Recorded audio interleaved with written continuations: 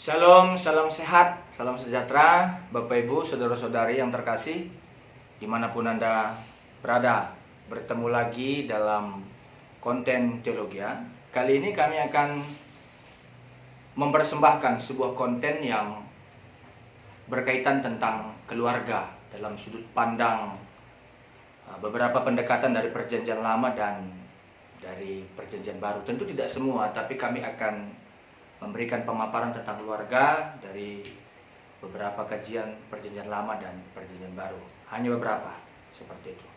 Bapak Ibu, saudara-saudari yang terkasih, dalam masa-masa COVID ini tentu kalau kita berpikir positif, berpikir yang lurus, berpikir yang baik, maka kita akan bisa mengambil hikmah ya, mengambil sebuah pesan, mengambil sebuah perenungan dalam kehidupan kita bahwa dalam masa-masa sekarang inilah kita bisa merasakan dekapan keluarga, rangkulan keluarga, pelukan dari keluarga, bisa kita bergandengan tangan, karena mungkin kita tidak bisa kemana-mana lagi ataupun ruang gerak kita dibatasi, maka kita harus di rumah saja.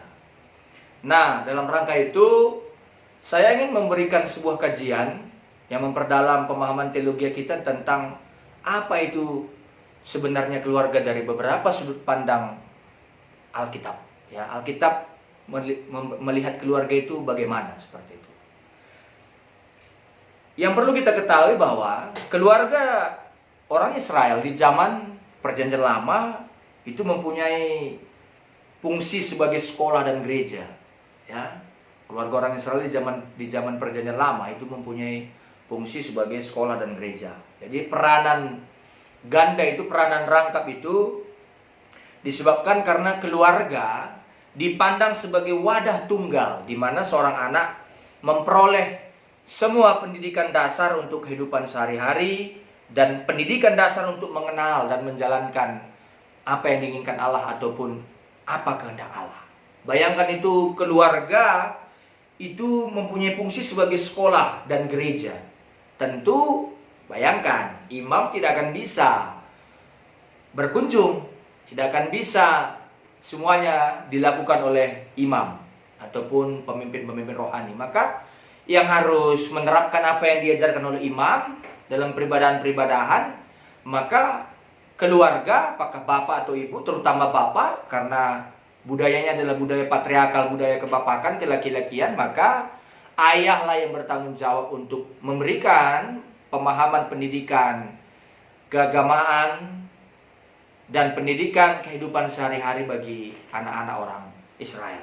Jadi tidak mengherankan bahwa menjaga kelangsungan lembaga keluarga dinilai sangat penting oleh umat pada waktu itu. Jadi kelahiran itu dianggap sebagai tanda berkat Allah. Kandungan dipandang sebagai hadiah dari Tuhan. Dan anak dianggap sebagai pusaka warisan Tuhan. Mazmur 127 ayat 3. Tentu kita tahu bersama-sama ya. Ini kan kita lihat dari nats-nats yang saya akan tampilkan. Ini menjadi pendasaran teologisnya ya. Jadi istri yang mengandung dan melahirkan dipandang sebagai berkat kepada suami yang takut kepada Allah. Mazmur 128 ayat 3 sampai 4. Jadi pada gilirannya nanti menurut pemahaman orang Israel pada saat itu, jika anak-anak sudah mencapai usia pernikahan ataupun sudah mantap untuk menikah, mereka diharapkan menikah dan melahirkan. Itu dari beberapa nats Alkitab yang saya tampilkan. Bapak Ibu saudara-saudari, walaupun keluarga berfungsi sebagai sekolah dan gereja seperti yang saya katakan di atas tadi, bukan berarti pendidikan dalam keluarga terjadi dalam suasana kaku. Bayangkan ya, bukan berarti pendidikan itu terjadi dalam suasana yang kaku, di mana pada jam-jam tertentu anak-anak dikumpulkan untuk mendengar orang tua berbicara. Sebaliknya, ternyata pendidikan terjalin dalam berbagai kegiatan kehidupan sehari-hari. Kadang-kadang kan kita berpikir bahwa anak-anak itu harus manut-manut, harus nggengge, mengiyakan, walaupun mungkin orang tuanya tidak seperti yang diharapkan oleh anaknya, tapi ternyata ini terjadi dalam kehidupan sehari-hari ya. Kita akan lihat dalam kehidupan sehari-hari itu seperti apa. Ada 3 cara pendidikan pada zaman perjanjian lama sebelum dibuang ke Babel. Sebelum abad ke-6 sebelum Masehi. Yang pertama, ternyata pendidikan itu melalui pekerjaan. Contohnya apa? Sama seperti semua masyarakat pada saat itu, ya, masyarakat yang lainnya pada saat itu, anak-anak orang Israel belajar meniru pekerjaan orang tua mereka. Maka pendidikan itu terjadi melalui pekerjaan sehari-hari. Tapi pada masyarakat Israel zaman itu, segala pekerjaan mempunyai hubungan yang erat dengan kepatuhan kepada Allah. Contohnya, saya akan kasih contohnya ya, seperti yang saya katakan tadi. Kalau seorang anak laki-laki melihat dan meniru ayahnya mencangkul atau beternak atau bertani, maka dia diberitahu, dia dididik bahwa hal itu dilakukan sebagai kepatuhan terhadap perintah Tuhan untuk mengusahakan bumi dengan segala isinya yang adalah ciptaan dan milik Allah. Kalau kita pahami ataupun kita dengar apa yang saya katakan ini, mengusahakan bumi dan segala isinya, tentu kita tahu ini dari kitab Kejadian kan. Orang tua Israel, orang tua anak-anak orang Israel pada saat itu, dia mengajarkan tentang bagaimana teologi kitab Kejadian kepada anak-anaknya dalam prinsip pengajaran di tengah-tengah keluarga. Bayangkan itu. Kalau anak perempuan sedang belajar membuat roti, memasak, dia diberitahu bahwa semua itu terjadi dalam rangka menaati, mematuhi perintah Tuhan agar manusia memelihara hidupnya dengan sehat. Hati yang gembira adalah obat, tapi semangat yang patah keringkan tulang. Luar biasa sekali cakupan pendidikan itu. Orang Israel sudah memikirkan itu, saudara-saudari. Kalau kita lihat dari contoh itu, tampak ataupun terlihat bagaimana terjadinya pelajaran agama. Ya, agama diajarkan melalui contoh dan perbuatan. Melalui bertani, beternak, memasak roti, ya, melalui pekerjaan sehari-hari di rumah dan di ladang. Jadi bagi umat Israel bekerja itu penting. Makanya diajari anak-anaknya. Kalau titah keempat, ya, titah keempat kita pandang sebagai perintah untuk beristirahat pada hari ketujuh. Hukum Taurat keempat itu kan kita hafalkan, kita dengarkan, itu kan beristirahat pada hari ketujuh. Ingatlah hari Sabat. Maka orang Israel memandang hukum Taurat keempat itu sebagai perintah untuk bekerja 6 hari lamanya. Bisa paham ya? Sebagai pekerja untuk 6 hari lamanya. Yang kedua, pendidikan melalui tradisi lisan. Tadi kan melalui pekerjaan. Ini yang kedua, pendidikan melalui tradisi lisan.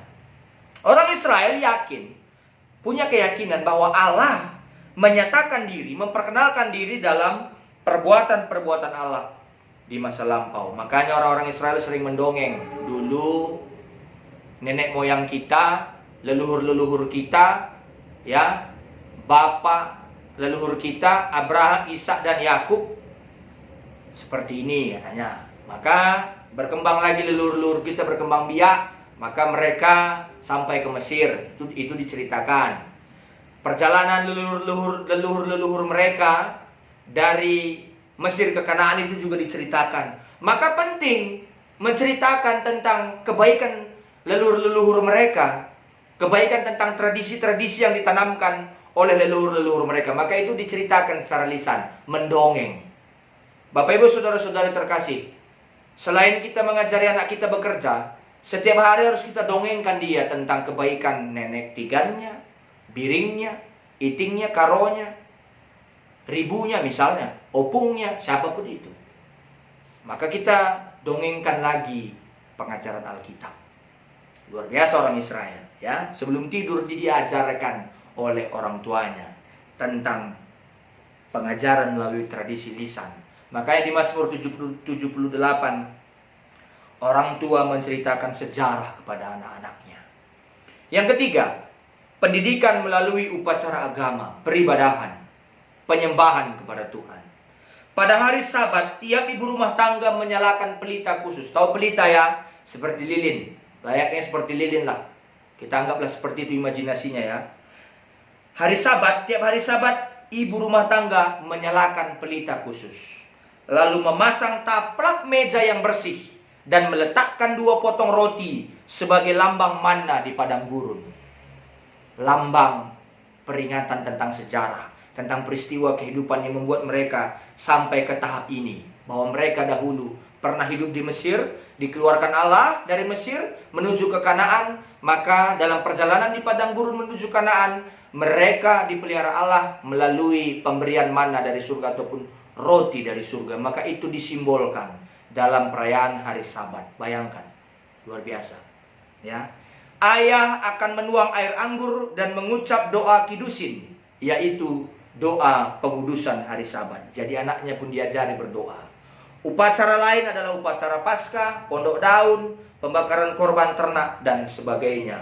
Bahwa upacara Paskah bagi pemahaman orang Israel, ketika mereka mau keluar dari Mesir pada hari Sabat, maka Allah memerintahkan Musa kepada orang-orang Israel. Allah memberi perintah kepada Musa supaya diberikan perintah kepada orang Israel melalui Musa, supaya mereka merayakan Paskah pada hari mereka keluar dari Mesir itu. Dan domba yang mereka sembelih itu, mereka percikkan darah domba yang mereka sembelih itu di pintu-pintu rumahnya. Kalau kata orang Karo, binangun-binangun rumahnya, di atas pintu rumahnya. Supaya ketika malaikat Tuhan lewat, maka ketika malaikat Tuhan lewat melihat ada darah yang dipercikkan di atas pintu rumah orang Israel, maka selamatlah orang Israel. Itu diperingati terus-menerus. Pendidikan, pengajaran, keluarga, dibingkai dalam keluarga. Pondok daun, ketika mereka berada di padang gurun, mereka membuat pondok daun, membuat sebuah tempat untuk mereka bernaung, berlindung. Mereka juga diajari untuk memberikan korban persembahan kepada Tuhan.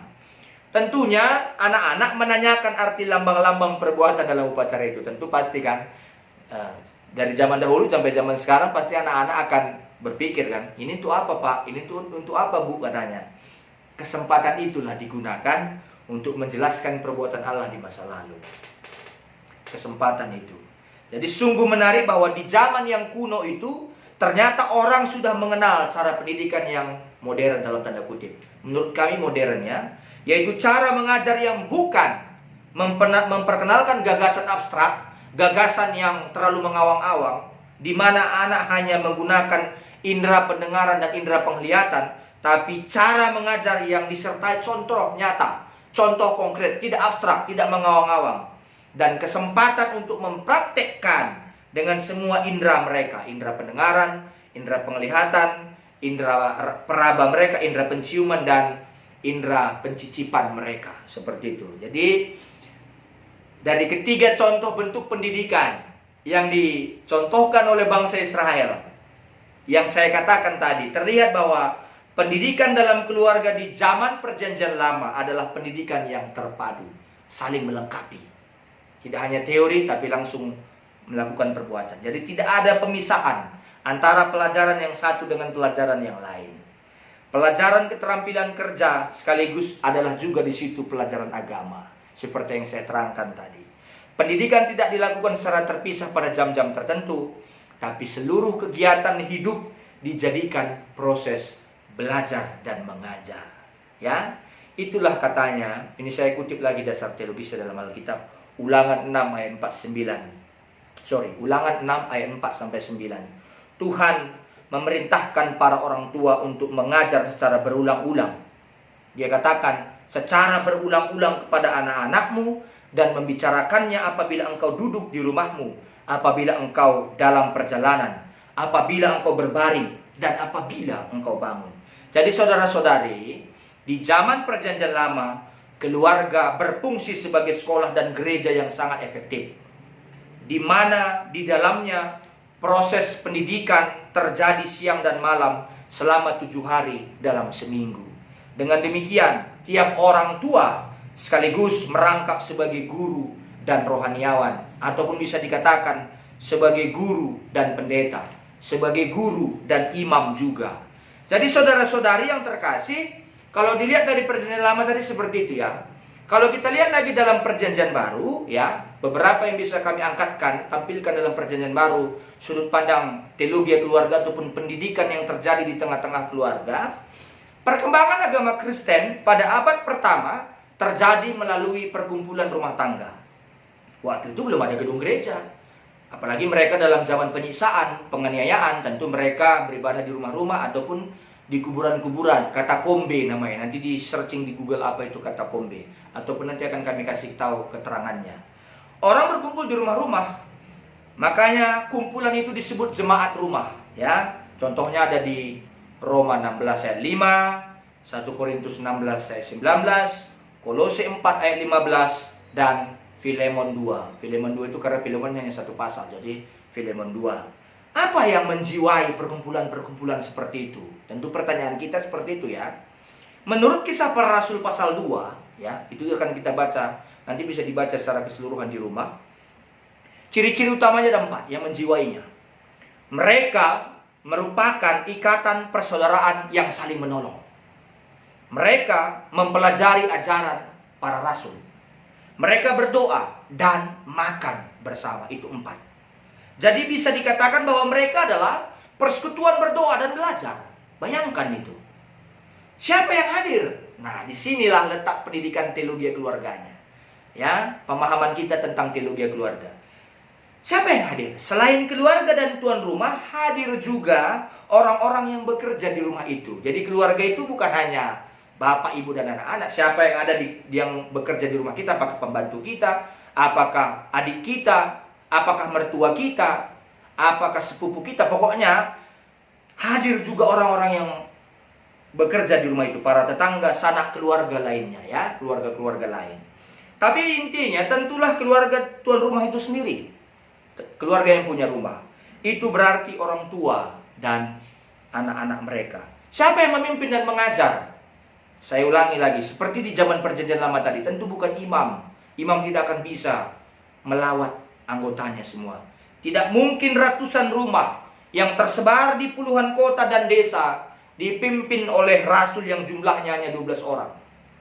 Tentu ayah dalam keluarga itulah yang memimpin. Memimpin pendidikan, memimpin peribadahan, mengajari anak.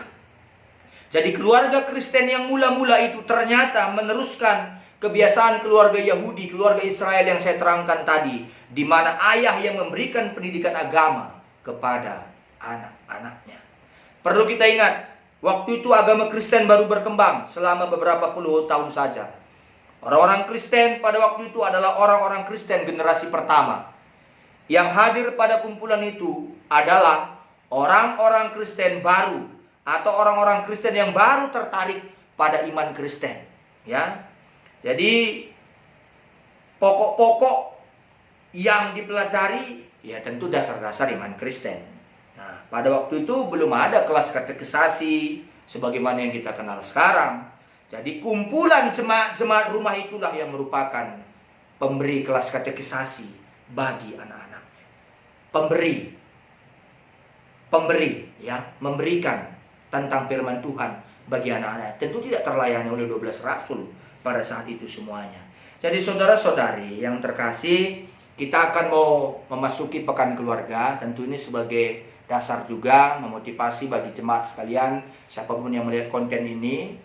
Tentu dari beberapa pendasaran teologi yang saya angkatkan tadi tentang pentingnya peranan keluarga dalam kehidupan kita. Maka dalam rangka kita mengikuti Pekan Kebaktian Keluarga GBKP tahun 2020, mari kita ikut ambil bagian. Ajak anak-anak kita, siapapun yang tinggal di rumah kita, merasakan dekapan Tuhan kepada keluarga kita, lawatan Tuhan bagi keluarga kita, pelukan Tuhan, hadirat Tuhan, berkat-berkat Tuhan nyata terhadap keluarga kita. Jadi konten ini selain ada makna teologisnya, tentu kami akan berusaha memberikan penerapan secara praktis, secara sederhana juga supaya kita tidak terlalu membingungkan, tidak terlalu rumit untuk memahami apa itu teologi keluarga dalam kehidupan ini. Maka dari tanggal 15 November hari Minggu malam jam 7 kita akan bersama-sama melakukan pekan keluarga melalui live streaming classes. Nanti akan dibagikan linknya. Maka tanggal 16 sampai tanggal 20 dari hari Selasa sampai hari Jumat kita akan melakukan pekan kebaktian keluarga GBKP Runggun Cibinong melalui Zoom meeting yang akan diberitakan oleh beberapa pendeta-pendeta kita semua seperti itu. Tentu kami juga akan membagikan beberapa perenungan-perenungan tentang pekan keluarga di channel YouTube ini juga bagi siapa yang tidak bisa mengikuti dalam Zoom meeting. Jadi mari kita pakaikan, ya. Mari kita pakaikan. Kita harus melihat betapa pentingnya pendidikan untuk kita semua, dimulai dari keluarga. Demikianlah yang bisa kami perbuat dalam konten ini, kami persembahkan. Semoga lewat lawatan Tuhan dalam Pekan Kebaktian Keluarga di masa-masa pandemi ini bisa menguatkan kita, bisa mempererat semangat kekeluargaan di antara kita, supaya dengan itu kita bisa merasakan berkat dan pertolongan Tuhan nyata dalam kehidupan kita. Shalom, salam sehat dan salam sejahtera bagi kita semua.